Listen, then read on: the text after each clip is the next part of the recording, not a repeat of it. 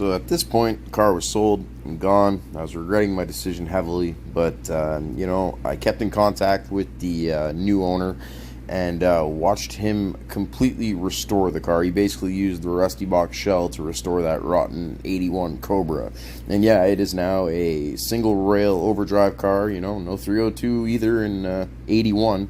And it's looking gorgeous, and I applaud him because I never could have taken the car to that level. I mean, he replaced the quarter panels, and his paint job, you know, he showed me his bill for the hours and the time, and well, let's just put it this way, it's out of my price range. But you know, I don't see the car because it's about 12 hours away, but I was promised if ever I make my way up there, I'd be welcome to take it for a pass, so that's pretty nice.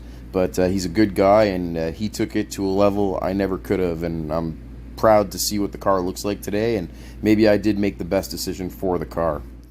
So that's it. This will be the last video on the Rusty Box. I mean, unless I ever do make the drive up there to drive it, then I'll film it for sure. But next video, I don't know, maybe we'll do an update on the little green LX car, or maybe something new that you guys haven't seen yet.